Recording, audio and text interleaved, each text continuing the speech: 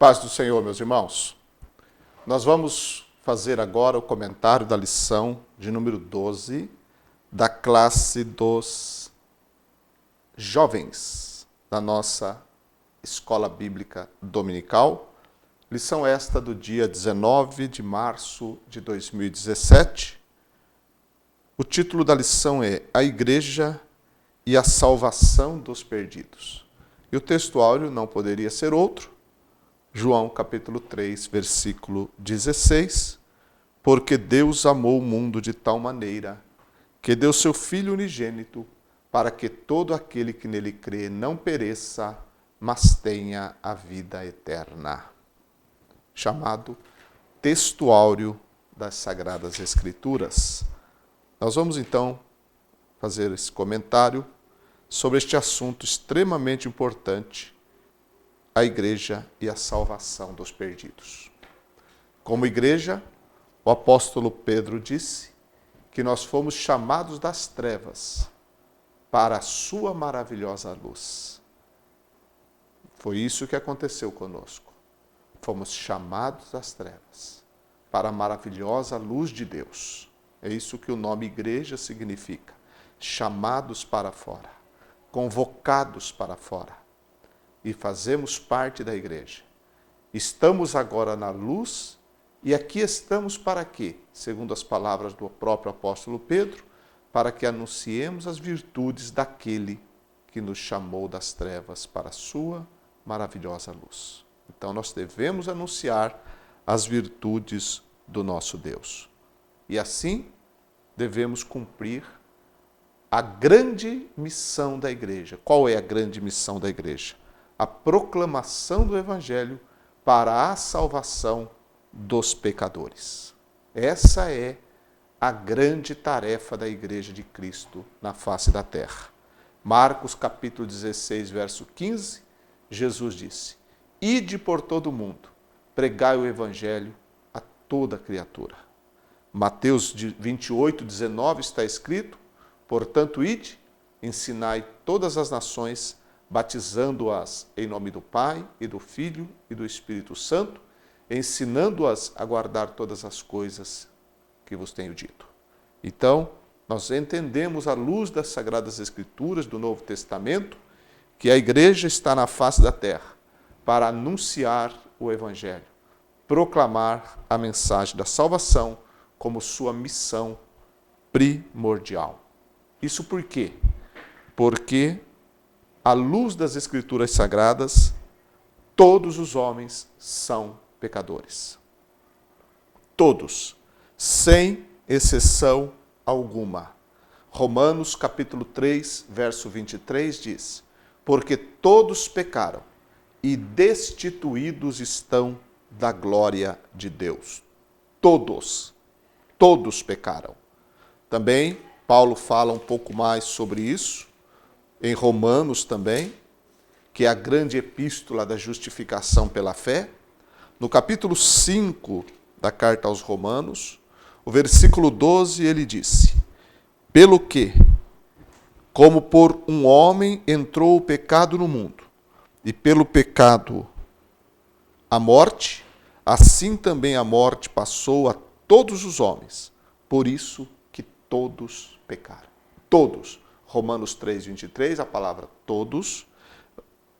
Romanos 5 e 12, a palavra todos. Todos pecaram. Essa é a situação do ser humano.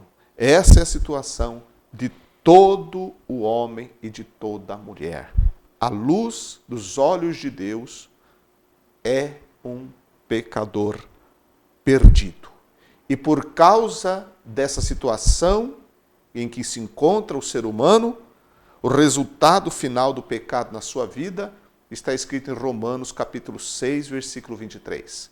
Porque o salário do pecado é a morte. O salário do pecado é a morte. Ou seja, o pagamento final, a recompensa do pecador é a morte. Agora, devemos entender que morte é essa. Porque Romanos 6, 23 não está falando da morte física, pela qual todos passaremos se Jesus não vier nos arrebatar antes. Que morte é essa que Romanos 6 e 23 fala? É a morte que está em Apocalipse capítulo 20.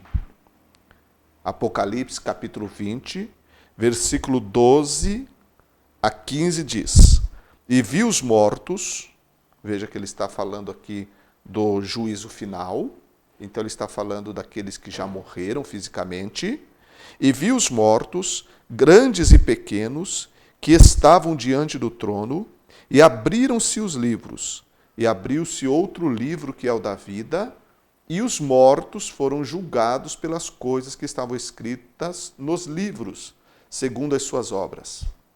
E deu o mar os mortos que nele havia, e a morte e o inferno deram os mortos que neles havia, e foram julgados cada um segundo as suas obras. E a morte e o inferno foram lançados no lago de fogo. Esta é a segunda morte.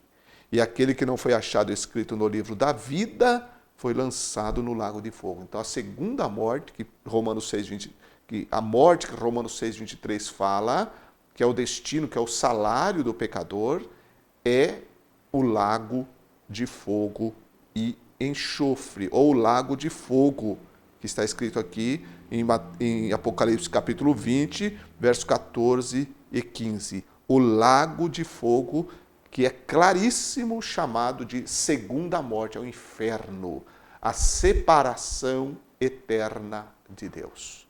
O lago de fogo, um lugar de eterno sofrimento, que é chamada de segunda morte, a separação completa e eterna de Deus.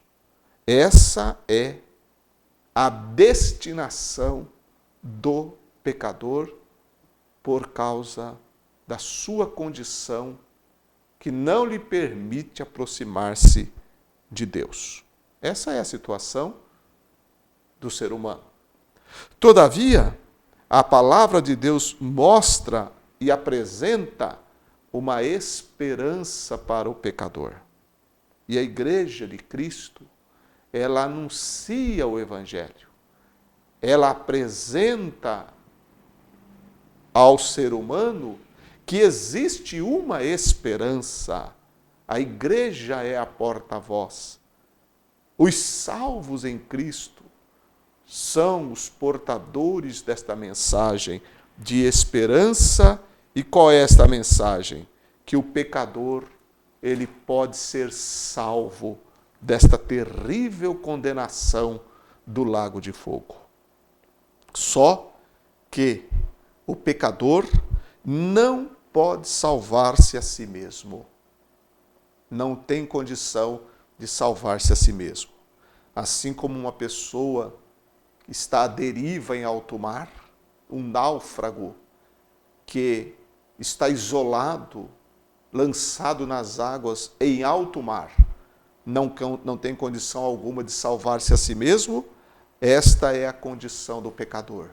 Ele não tem condições em si, nenhuma condição de salvar-se. Ele é totalmente impotente para salvar-se. No Salmo 49, versículos 7 e 8 está escrito: nenhum deles, de modo algum, pode remir a seu irmão, ou dar a Deus o resgate dele, pois a redenção da sua alma é caríssima, e seus recursos se esgotariam antes. É claro que tudo que o ser humano tem é infinitamente incapaz de trazer a remissão de sua alma e a salvação para si mesmo. Uma vez que o pecador está numa condição desesperada, debaixo de uma condenação terrível, e ele não tem como salvar-se, Deus projetou, Deus trouxe ao ser humano o projeto da salvação, o plano da salvação. A Bíblia, a palavra de Deus, é o livro da história do plano da salvação, da história da redenção. Todo esse livro tem como fundo principal, como tema central, principal, a história da redenção, o plano da salvação de Deus através de seu Filho Jesus Cristo. Por isso que o textuário, eu disse, ele é o resumo, ele é o textuário da Bíblia, não apenas da lição. Porque ele resume todas as Escrituras em um único versículo. Todo o plano da salvação de Deus é resumido em poucas palavras. Se alguém nunca ler a Bíblia, mas se alguém se defrontar com João 3,16 e ali crer, ele será salvo. Por quê? Porque ali está sintetizado o projeto de Deus para o ser humano. Porque Deus amou o mundo de tal maneira que deu o seu Filho unigênito para que todo aquele que nele crê, não pereça, mas tenha vida eterna. Então, através de Jesus Cristo, o pecador pode ser salvo. Todo pecador. Qualquer pecador. Todo aquele que nele crer. João 3,16. Todo aquele. Então, não há uma especificação. Uma vez que todos são pecadores, todos têm a oportunidade de salvação. João 3,16 afirma isso.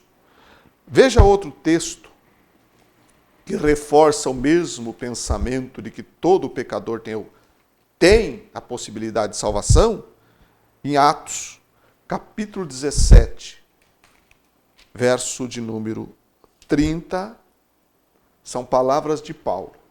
E ele disse: mas Deus, não tendo em conta os tempos da ignorância, anuncia agora a todos os homens e em todo o lugar que se arrependam. Anuncia agora a todos os homens. Que coisa linda o amor de Deus. Ele não é seletivo, ele é a todos. Então, nós temos mais uma referência muito importante que mostra isso, que é a primeira carta de Paulo a Timóteo, capítulo 1, verso 15 e 16, onde Paulo está dando o seu próprio testemunho e ele diz assim: esta é uma palavra fiel e digna de toda aceitação, que Cristo Jesus veio ao mundo para salvar os pecadores, dos quais eu sou o principal. Mas por isso alcancei misericórdia, para que em mim, que sou o principal, Jesus Cristo mostrasse toda a sua longanimidade, para exemplo dos que haviam de crer nele para a vida eterna. Que coisa linda, não é? Ele veio ao mundo para morrer pelos pecadores, ou para salvar os pecadores, e Paulo diz, eu sou o principal, então ele se dá como exemplo, como se dizendo assim, se eu que sou o principal fui salvo, então todos os demais podem ser salvos se crerem em Cristo para a vida eterna. Então, uma vez entendendo isso, que todos pecaram e todos, se crerem, podem ser salvos, nós devemos entender que, para ser salvo efetivamente, uma vez que o projeto e o plano de Deus é salvar o homem, o meio, o canal para ser salvo é o arrependimento e a fé. A palavra de Deus explica que é necessário que o pecador se arrependa dos seus pecados e creia no Senhor Jesus Cristo. Quando Pedro pregou o seu primeiro sermão, lá no dia de Pentecostes, quando as pessoas ficaram tocadas pela mensagem sobre a ressurreição de Jesus, sobre o anúncio do nome de Jesus, ali eles perguntaram, o que devemos fazer, varões e irmãos? E Pedro, no capítulo 2, verso 38 de Atos, ele disse, arrependei-vos e cada um de vós seja batizados em nome do Senhor Jesus Cristo, para a remissão dos pecados, e recebereis o dom do Espírito Santo. Então, Atos 2,38 enfatiza que, para que a pessoa seja salva, é necessário que ele se arrependa e creia no nome poderoso, no nome maravilhoso de Jesus Cristo. Em Marcos 1,15 está escrito, arrependei-vos e crede no Evangelho. Então, para o pecador ser salvo, é necessário que ele reconheça o ser pecador, arrependa-se, mude de atitude, converta-se e creia no Evangelho. Lá em Atos capítulo 16, versos 30 e 31, o carcereiro de Filipe dirige-se a Paulo e Silas e diz: o que devo fazer para ser salvo? E Paulo responde: crê no Senhor Jesus Cristo e serás salvo, tu e a tua casa. A fé, o arrependimento caminham junto. Outro texto interessante é Marcos capítulo 16, versos 15 e 16, que eu já citei na introdução desse comentário, quando o próprio Jesus disse: ide por todo o mundo, pregai o evangelho a toda criatura, a ordem de ir.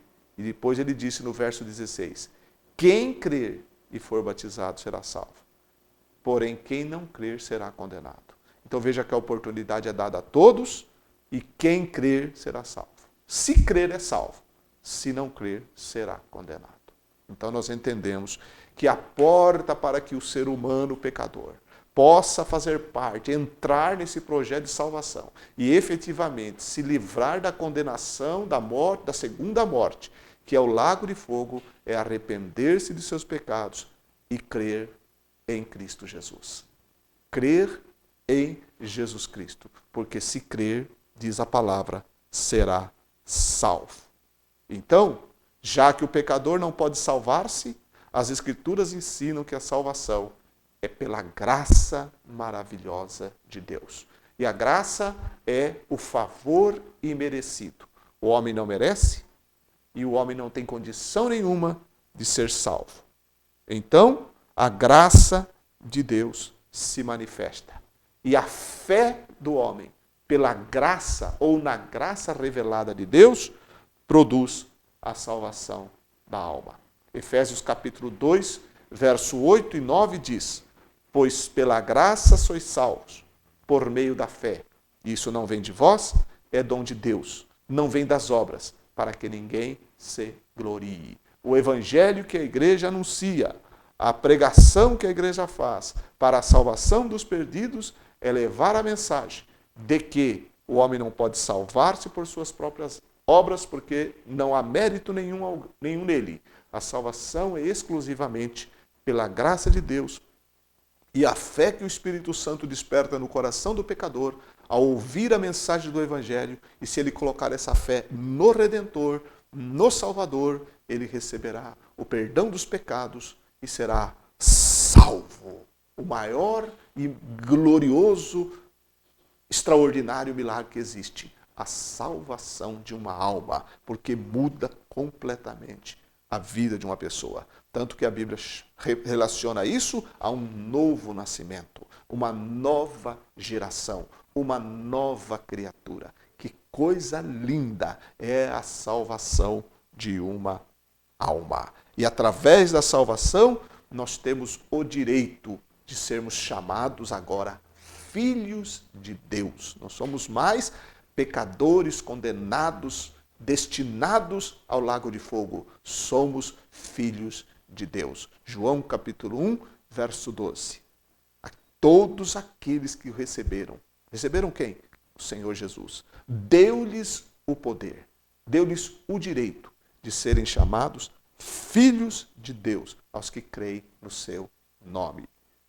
A igreja tem que pregar o evangelho para que as pessoas tenham a oportunidade de crer em Cristo Jesus. Mensagens evangelísticas, pregações que falem do plano da salvação, da doutrina da salvação, pregações que falem de Jesus e o que ele pode fazer para o ser humano. Em primeiro lugar, salvar a alma do homem, que se morrer sem Cristo, está eternamente destinada à perdição eterna. Então, através da salvação, uma vez que somos salvos, uma vez que temos o direito de ser chamados filhos de Deus, agora, salvo, o pecador tem um novo futuro, não mais o lago de fogo, um novo futuro. E qual é esse novo futuro que o pecador tem? O futuro de reinar eternamente com Cristo. Por toda a eternidade, estar com Deus.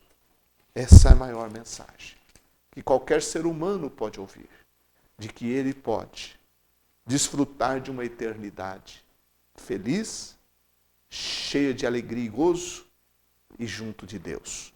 Apocalipse capítulo 1, versos 5 e 6 diz: E da parte de Jesus Cristo, que é a fiel testemunha, o primogênito dos mortos e o príncipe dos reis da terra, àquele que nos ama e em seu sangue nos lavou dos nossos pecados. Aqui é alguém que já foi transformado, por Jesus que está falando.